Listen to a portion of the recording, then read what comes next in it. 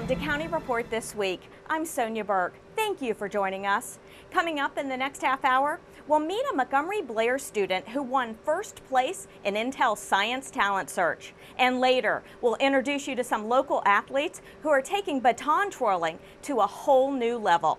But first, more than 50% of the county's operating budget goes to funding the school system.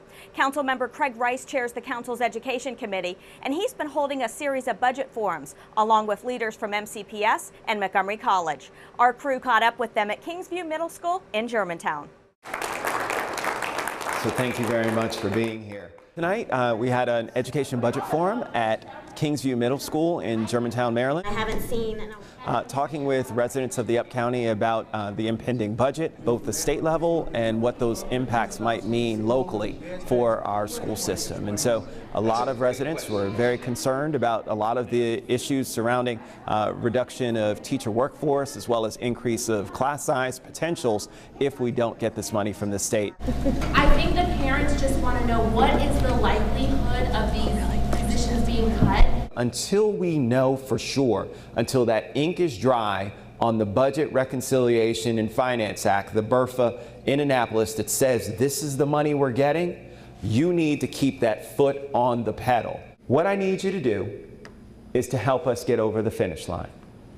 I promise to do my part when it comes to advocating at the county council level, when it comes to our budget deliberations, but right now before us, right now in Annapolis, they are making decisions about that $25 million. I want my $25 million back. It's absolutely about the money, and the reality is that money will shape a lot of what happens when it comes to a lot of the decisions that each of these systems will have to make. I've seen all of you work too hard to let that money slip through our fingers. We deserve it and we need it, because our kids are depending on it. Well, I think that a lot of the intriguing questions were about how then these decisions are made. I will say the past week has been like a crash course in like civics, because all of these things I had forgotten. After the budgets are done. Forgive me, this whole budget process is sort of overwhelming to me, not having a back. Trust me, I understand. What that process entails. Where can I obtain the names of where people stand? I would encourage folks to contact your legislators. What is the state's rationale for cutting? Is it just that other things need more funding? The governor in his proposal really wanted to reduce taxes. And so to reduce taxes, you have to reduce expenditures. There's no way around it. Being out here in the community matters so much. It really boils down to hearing from the people. This was fabulous. Thank you for excellent. doing this. No, really understanding that this is what true governance entails. Imagine it was just nice that you're so approachable. It really is about having these kinds of discussions so that they can understand the types of decisions that we have to make. Just over a week ago, County Executive Ike Leggett announced his recommended fiscal year 2016 operating budget. Lorna Virgili recently sat down with the executive to talk more about his budget and how difficult it was to put it together. You officially presented your recommended budget on March 16th. It was a 17-minute speech. And one of the things that you said during that speech was, this was a very difficult budget, but one to be proud of. Yeah. How did you get there? I call the budget one of challenges and also opportunities. Now, in the past, we've had to close budgetary gaps as high as almost $1 billion, $978 million to be exact, almost $1 billion. We had a gap this time of $238 million. We had a change in the governorship in Maryland, continued sluggishness at the national level. We have a very difficult Supreme Court decision out there with the state of Maryland on some tax refunds. And so we've exercised a number of options in the past that made it very difficult for us to go back to revisit those options. Given that set of circumstances, the executive says he had to exercise every possible option in preparing a budget without raising taxes and providing the maintenance of effort for the school system. Now, when it comes to MCPS, he says to be optimistic in recovering nearly $30 million from the state that were slashed by Governor Larry Hogan from the state budget. But that gap reflects the reductions of the state contribution. They reduced the gap, reduced amounts of funds to Montgomery County, thereby creating a gap. So we've closed all of that gap with the exception of the state fund. And we are working aggressively with the governor and members of the General Assembly. And we believe very strongly that we'll be able to get at least a good portion of that back, if not all of that back. If we're able to do that, then we'll come in with a budget ultimately that's pretty close to 100% of what the school system originally asked for. The $5.1 billion budget incorporates a 2.6% increase for Montgomery College and a 2% wage increase for county employees. However, the executive told us that he felt that both of these increases should have been higher, but it was not feasible. Something that was left out was funding for local campaign finance. Mr. Leggett says that financing campaigns at this time would have risked other programs. This is a reform that we have to pay for to the tune of about $8 million. We passed it, I signed the bill, and I think it's a good bill and something that we should do. But you have to keep that in the context. First of all, it's not needed until 2018 election. Now, for me to set aside $2 million now for that, think of what that $2 million would have provided. One, it would eliminate totally the entire body cameras of the police protection. All of the health and human services programs that we had to cut, challenges as it relates to employees. It may have meant increase in taxes. So we're going to have to cut vital programs in health and human services, education, or potentially increase taxes in order to provide monies for a campaign finance bill. The bill resources are not due until 4 years from now, 3.5 years from now. I think it would be a mistake, and to suggest to do so now under those circumstances. The entire budget and highlights are available at montgomerycountymd.gov. In Rockville, for County Report This Week, I'm Lorna Virgili. One more budget note. The Montgomery County Council is scheduled to hold public hearings on the operating budget on April 14th through the 16th. Residents should call 240-777-7803 to sign up to speak at one of these meetings. Or you can send your comments and suggestions via email or regular mail. For more information, visit the County Council's website and click on the queue for budget updates. There was a full house at a recent town hall meeting in Silver Spring where Police Chief Thomas Manger answered some tough questions from the community. MyMC Media's Alini Barros joins us with more. Alini? In Silver Spring, where police officers addressed the community on issues related to racism, keeping kids safe from online predators, and how police and faith leaders can help promote public safety to prevent violence. What is the current protocol for police-involved shooting investigations in Montgomery County?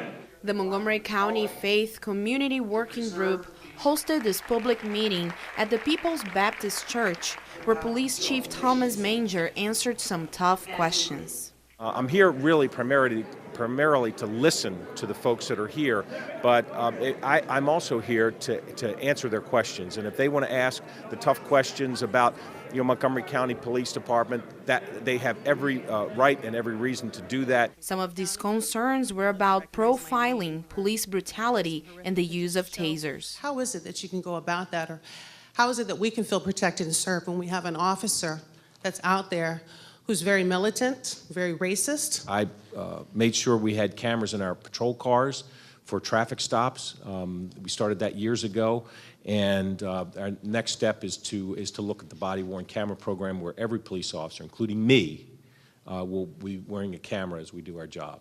About 15 police officers attended this meeting to hear from the community. What's important for us today is that people are reaching across communities to share issues of public concern. Others praised the department and said it was important to build a relationship of trust between the police force and the community. My concern is that we get better at making sure we teach young people how to make good decisions so they ultimately aren't being arrested and they can be great citizens in this county. For County Report This Week, I'm Alini Barros.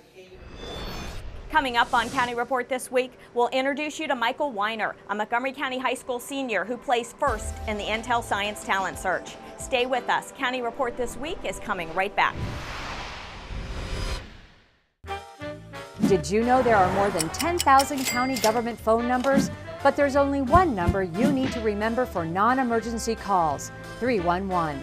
MC 311 is Montgomery County government's online telephone information system. Need information? Have a problem or complaint? Trying to locate a county government facility? Call 311. The call center is open Monday through Friday, 7 a.m. to 7 p.m. The website is available 24 hours a day, 7 days a week. April 22nd, take part in A Day in the Life of Montgomery County. Snap a pic or shoot some video and email it to pics@mymcmedia.org or tweet your pics at mymcmedia #DITL. Your images will appear on our website and TV channels, so spread the word and share the fun. Visit mymcmedia.org for more details on how you can take part in A Day in the Life of Montgomery County on Earth Day, April 22nd.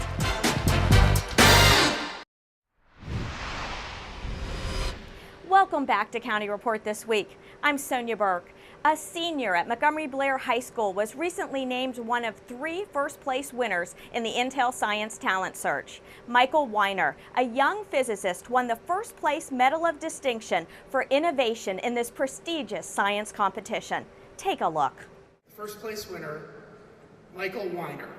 That's Michael Weiner, a senior at Montgomery Blair High School, who has just been named one of 3 first-place winners in the 2015 Intel Science Talent Search.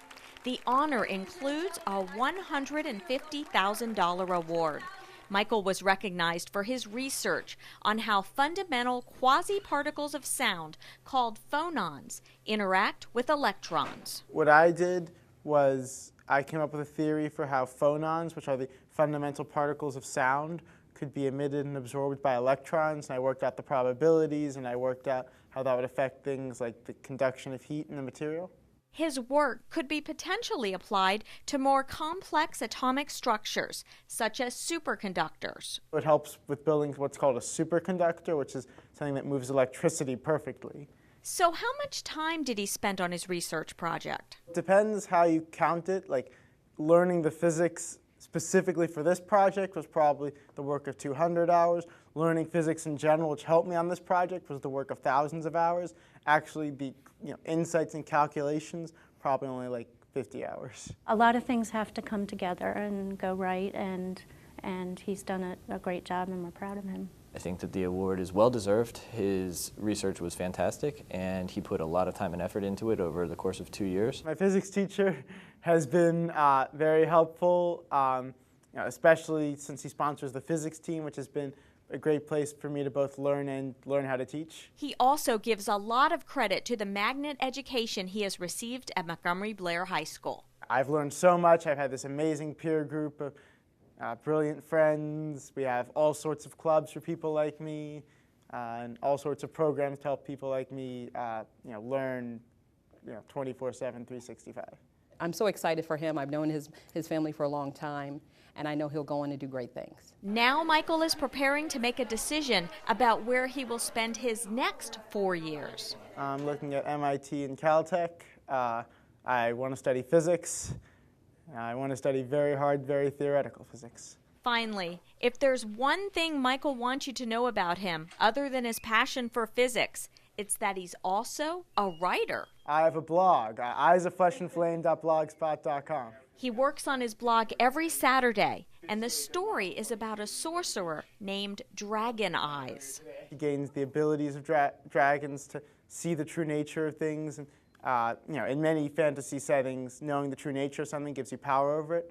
So this is actually sort of an allegory for science, where knowing more about something gives you power over it. For County Report This Week, I'm Sonia Burke. Hundreds of Montgomery County students recently attended a conference with business professionals to learn about a variety of careers and future opportunities. MCPS TV has the story. The 14th Annual Young Professionals Conference was held at the university's at Shady Grove campus on March 17th. More than 650 entrepreneurial and career-minded high school students mingled with business executives and educational leaders. The conference allowed students a chance to network and received business and professional advice from skilled experts. You're actually seeing and experiencing people who've already been where you currently are and who probably are where you're trying to get to. Does that make sense? If it does, at some point in time in your life, it'll make dollars. MCPS, the Montgomery County Business Roundtable for Education, Montgomery College, and the universities at Shady Grove organized this conference to allow students to learn about cutting-edge professions and expose them to what it takes to be successful in business. The students will have an opportunity to take what they learn here today and either feel more confident as they go on to their post-secondary plans or make it switch before they have invested a bunch of money and time in something that they're actually not really interested in. Many students come to the Young Professionals Conference with the idea of starting their own business in the future. Some of my goals for the future are to build new technology and start up a business and create new applications that help the world. Some of my short-term goals include getting into a good college, getting a degree that will really propel me forward. While I'm not really focused on income, I really want to find a job I'm passionate about and look forward to going to every day. These students really represent the future, quite honestly, from a selfish standpoint, of potential candidates to join our respective companies, and really they represent the ideas that will continue the transformation of the world we live in today. Montgomery County Councilmember Hans Remer recently discussed Wi-Fi, procurement, and the nighttime economy during a small business university event at the studios of Montgomery Community Media. MyMC Media's Krista Brick reports. The future is really about the smaller companies, the younger companies. Councilmember Hans Remer was the featured speaker at a small business university event at Montgomery Community Media's studio, where he talked about the future of innovation technology in the county, and he answered some tough questions from business owners. Freeing up liquor and getting more restaurants, and it just didn't sound. I didn't connect the dots. I didn't see where companies really are going to grow and the economy is going to be better for all of the sectors. It's an economic development strategy based on quality of life, being able to offer the quality of life that the workforce wants so that the companies will want to be here as well. Councilmember Remer is the chairman of an ad hoc committee looking at changes to the way alcohol is currently sold in the county. The formulation that'll work is to get the county out of the special products, which is most of your wines and basically your micro beers. Small business owners also wanted to know if the county plans to open up its 160 miles of county-owned fiber cable to provide free Wi-Fi. You can imagine a situation where you have sort of continuous public Wi-Fi all along those corridors. So you're on the bus and you're actually signing into public Wi-Fi that's brought to you over the government fiber that's already in the ground. The county is making progress on revamping its procurement process to help small businesses bid and win county contracts. There's not a lot of hand-holding or even answering of the questions that they might have as a small business. That process really does need to be improved. We need to get a closer alignment of the procurement officials in the county with the small business community so that businesses know how to bid, and they feel confident that if they do go through that they might be successful. For County Report This Week, I'm Krista Brick. Coming up on County Report This Week, we'll tell you about the Rockville Business Academy and how it is helping local companies. The Churchill hockey team is recognized for its winning season. And Montgomery College celebrates Women's History Month. Don't go away. County Report This Week is coming right back. In Montgomery County, we have a goal to reduce waste and recycle 70% of all waste by 2020.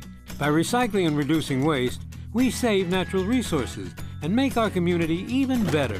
So recycle at home, work, school, everywhere, and keep recycling going. For more information, call the Montgomery County, Maryland Division of Solid Waste Services at 311 or visit montgomerycountymd.gov/recycling. Keep it going. Recycle more now.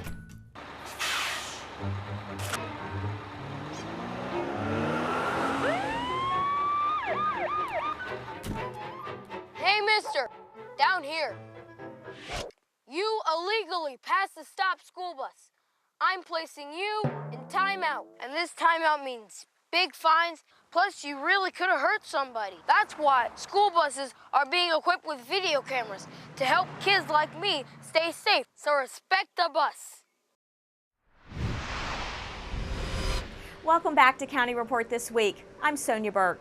Each year, the City of Rockville invites local businesses to come together to learn how to operate effectively and thrive in the city. Rockville's Katie Giardi tells us more about the Rockville Business Academy. I'm Rockville 11's Katie Giardi here at the Rockville Business Academy, where just behind these doors, businesses are getting ready for success. This is the third annual Rockville Business Academy, organized with the help of the Rockville Chamber of Commerce and Rockville Economic Development, Inc., also known as READY. The Academy gives businesses and city officials a chance to touch base on the future of the city. Rockville is very aware of the needs of the business community, and it's great to see them reach out to the business community so we can all grow together. The Academy met twice in March to discuss the issues that are most important to businesses. On the demographics of the city, which obviously is critical to business, and a lot about the long-term planning. I mean, what's going to happen with the city 10, 15, 20 years from now, and helping businesses align themselves strategically with that plan. Businesses also got a chance to give feedback and express their concerns. Methods of getting to work, the transit has definitely been an issue, congestion, things of that nature. But what I've learned today is they are working on resolving that with the bus rapid transit. So looking forward to that being put into place and seeing how it helps the local businesses. For some of the attendees, the future seems pretty bright. There's definitely some growth here in the future for the city of Rockville. So looking forward to being a part of that. It's very positive to know that, Rockville has a plan and that they're doing well, and we hope to be, part of that, 20 years down the road. For Neighborhood Resources Coordinator Harmon Cordero, the Academy is a great way to build relationships. Those who come because they're very interested in knowing more about the city. And I think by giving this opportunity to the businesses, we also open a wonderful opportunity for them to learn more about the city, to get in contact with the staff. And those relationships can make doing business in Rockville more personal. I think the most important thing that they're learning is that the city of Rockville really cares about the businesses, about the business community, not just as entities, but also as people. To learn more about the Rockville Business Academy, go to rockvillemd.gov/citymanager and click on Neighborhood Resources Program. The Montgomery County Council took time from its regular session to recognize the boys ice hockey team from Winston Churchill High School. The team recently won the Class 2A state championship with a resounding victory over the Middletown Knights. Let me just say, 20-1 season record, and in the state championship, 10-0 victory. Right? Enough said. We just wanted to thank the council for this great opportunity. This is it's been a very special year, and it's shown as we came out on top of all the private and public schools in the area. We've all been very fortunate to play with such a closely knit group of friends, and it wouldn't have been possible without all the parents, coaches, managers, and anybody else that was involved. So thank you. March is Women's History Month, and a local teaching artist at Montgomery College recently led a figure drawing workshop at the National Portrait Gallery in Washington, D.C. as part of a day of music and hands-on family activities. MCTV has a story.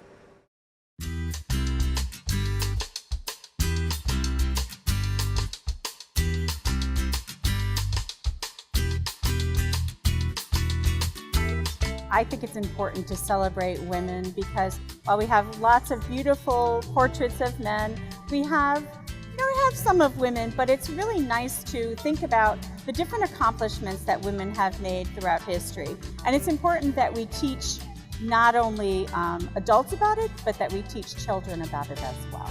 And there was wind.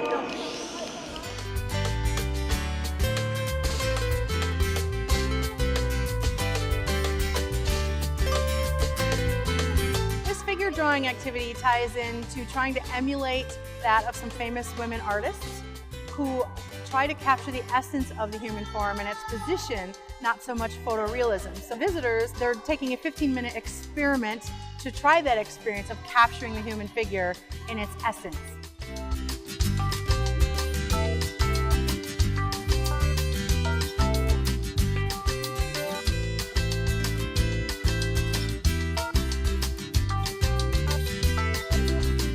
I chose to be young Aretha Franklin because she's so full of life and she's just really wonderful, and her music is amazing as well.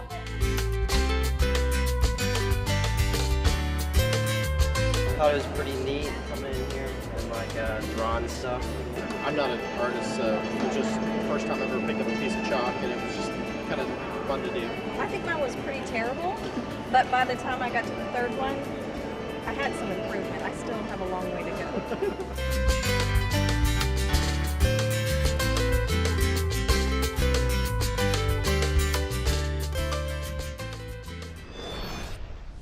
Coming up in County Report this week, we'll meet the Wheaton Dance and Twirl team as they prepare for the World Championships in Italy. And you'll meet our Pet of the Week. Stay with us. County Report this week is coming right back.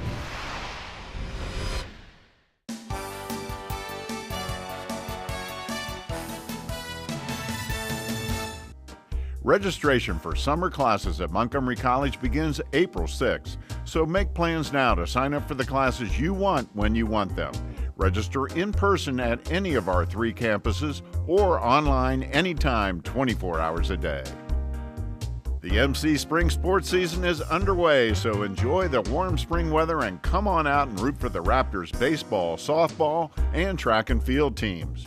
Complete schedules are available online at montgomerycollege.edu/Raptors. Registration is now open for MC's Workforce Development and Continuing Education Summer Youth Program. Over 200 full and half-day courses are offered for students K through 12. Classes are offered on a wide range of topics: art, music, computers, science, math, and much more. Welcome back to County Report this week. I'm Sonia Burke. Take what you think you might know about baton twirling and toss it out the window. This team of athletes are taking the art of baton twirling to a whole new level. MyMC Media's Krista Brick has a story. They spin, kick, and do gymnastics tricks, all while twirling a baton in their hand, around their neck, or even launching it into the air. They are the Wheaton Dance Twirl team, and they are preparing to compete at the World Federation of National Baton Twirling Associations Championship in Italy.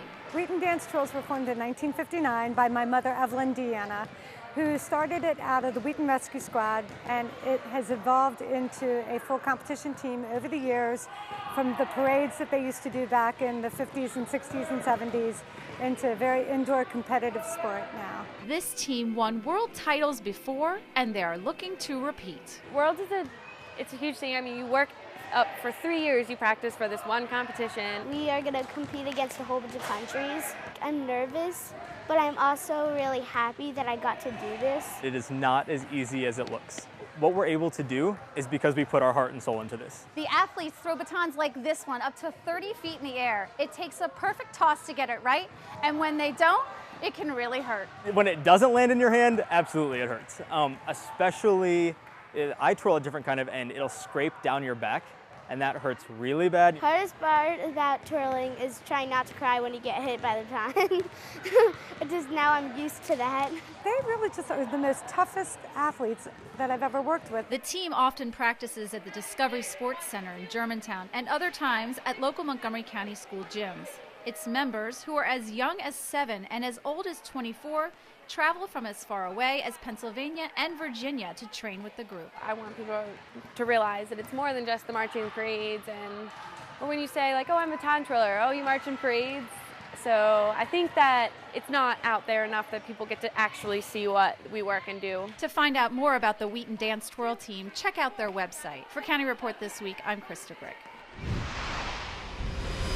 Now it's time to meet our Pet of the Week. Kathy Stanhope joins us with more. Our Pet of the Week here is Miranda at the Montgomery County Animal Services and Adoption Center. And here at the shelter, we personality test most of our animals before they get adopted. And as you can see, Miranda is an orange. That means she's kind of middle of the road. We have purple for couch potatoes, orange for medium cats or dogs, and green for cats that kind of vibrate or really want to be pogo sticks. So Miranda would be a wonderful medium activity pet for you to take home. Please give us a call at 240-773-5900 for more information, or visit us on the web at Montgomery County Animal Services and Adoption Center.gov. With that, we close this edition of County Report This Week. Remember to like us on Facebook and to join us again at this time every week for a look at what's going on inside Montgomery County. I'm Sonia Burke. Thank you for watching.